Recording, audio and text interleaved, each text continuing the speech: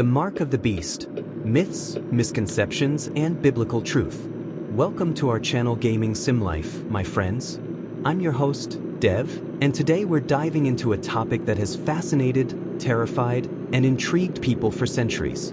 We're talking about the Mark of the Beast, a concept that has sparked countless debates, inspired numerous works of fiction, and fueled endless speculation. But what is the Mark of the Beast really? Is it a hidden code embedded in our technology? A symbol of ultimate rebellion? Or something much more profound, deeply rooted in scripture and theology?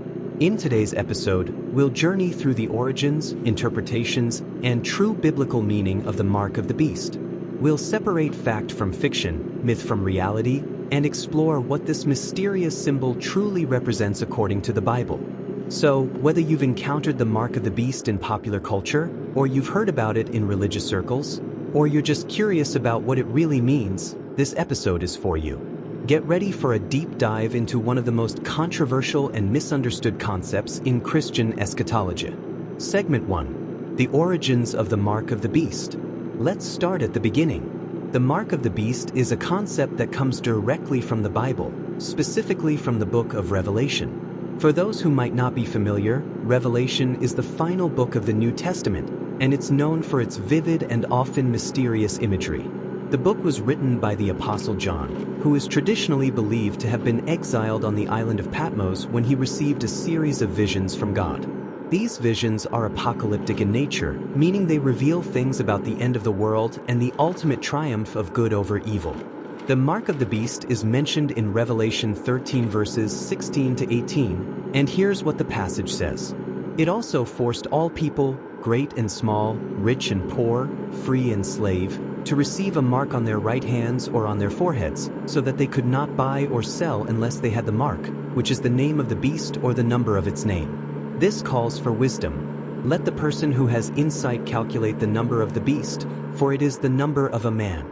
That number is 666. This passage is packed with symbolism and has been the subject of endless interpretation. But before we dive into those interpretations, let's take a step back and look at the historical and cultural context in which Revelation was written. The book of Revelation was written in the late 1st century AD, a time when the early Christian church was facing intense persecution. The Roman Empire was the dominant power in the world, and Christians were often viewed with suspicion and hostility. They refused to worship the Roman gods or the emperor, which led to them being seen as subversive and dangerous. In this context, many scholars believe that the beast in Revelation represents the Roman Empire, and the mark could symbolize allegiance to the empire and its rulers. The number 666, often called the number of the beast, is thought to be a form of gematria, a type of numerology where letters are assigned numerical values. Some scholars suggest that 666 might represent Emperor Nero, one of the most infamous persecutors of Christians, by translating his name into its numerical equivalent in Hebrew. But why did John use such cryptic language? It's important to remember that Revelation was written during a time of persecution. Openly criticizing the Roman Empire could have been incredibly dangerous, so the use of symbolic language might have been a way for John to communicate his message to fellow Christians without attracting unwanted attention from Roman authorities. So, at its core, the Mark of the Beast may have originally been a way to speak out against the tyranny of the Roman Empire and the temptation for Christians to compromise their faith in the face of persecution. But as we'll see, the meaning of the mark has evolved over time, and it has taken on new layers of interpretation as it passed through the centuries. Segment 2. Myths and Misconceptions. Now, let's fast forward to today. The Mark of the Beast has become one of the most well-known and controversial symbols in all of Christianity. But with that notoriety has come a lot of misinformation and misunderstanding. Let's take a closer look at some of the most common myths and misconceptions surrounding the Mark of the Beast. One of the most pervasive myths is the idea that the Mark of the Beast is a physical mark, something that could be embedded under your skin or tattooed on your body. This idea has been fueled by a lot of modern-day fears and anxieties, particularly around technology. Some people have suggested that the Mark of the Beast could be a barcode, a microchip, or even a digital tattoo that would be used to track and control people. The rise of technologies like RFID chips and digital currencies has only added fuel to these fears. It's easy to see how, in a world where technology is advancing at a rapid pace, people might be concerned about the potential for these technologies to be misused. But does this modern interpretation align with what the Bible actually says? To answer that question, we need to go back to the text of Revelation. The passage doesn't specify what form the mark will take. It only says that it will be placed on the right hand or the forehead. The idea that it could be a physical mark is one possible interpretation, but it's not the only one. In fact, many biblical scholars believe that the mark is symbolic rather than literal. In biblical times, a mark on the hand or forehead was often used to symbolize ownership or allegiance. For example, in Deuteronomy 6 verse 8, the Israelites are instructed to tie God's commandments as symbols on your hands and bind them on your foreheads.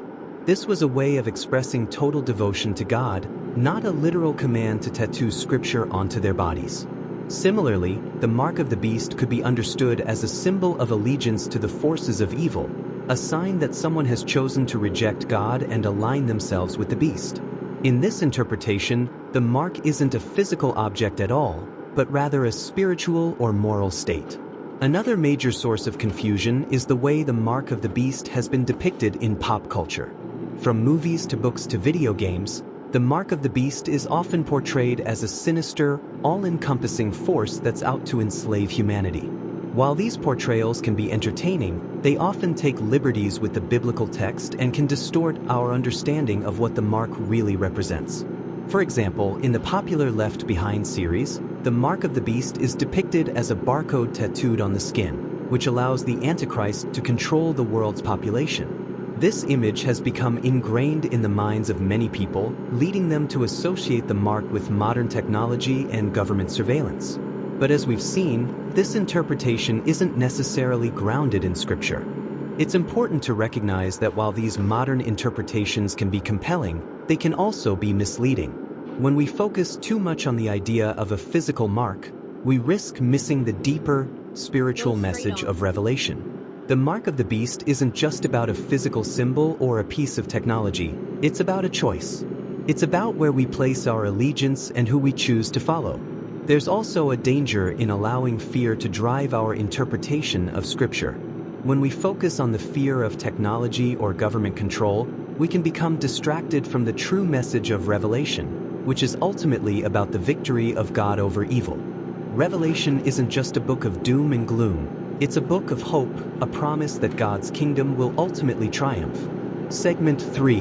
The true biblical meaning. So, what does the mark of the beast really mean according to Scripture? To understand that, we need to take a closer look at the text of Revelation and the broader themes of the Bible.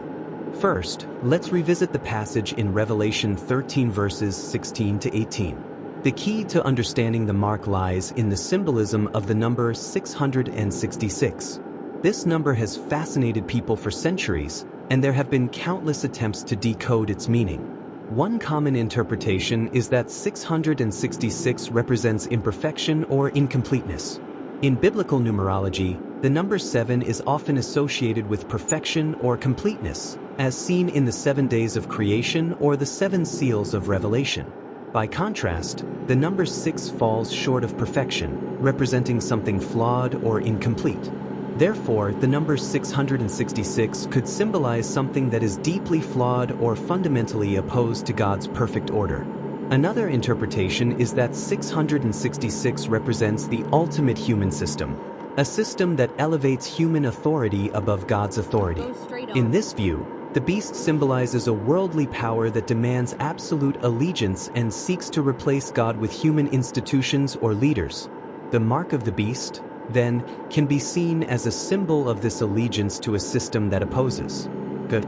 It's a mark of loyalty to the forces of evil, a sign that someone has chosen to reject God's authority and follow the beast instead. Different Christian denominations and theologians have varying interpretations of what this means in practical terms. Some see the mark of the beast as a future event, something that will happen during a time of great tribulation before the return of Christ. Others believe that the mark is already present in the world today, manifesting in different ways through systems of oppression, injustice, and idolatry. So, what does this mean for Christians today? How should we understand the mark of the beast in our own lives? First and foremost, it's important to remember that the mark of the beast is not something that can be accidentally received.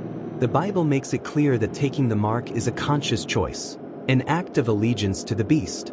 Therefore, Christians should focus on living lives of faithfulness to God, rather than being consumed by fear of accidentally receiving the mark.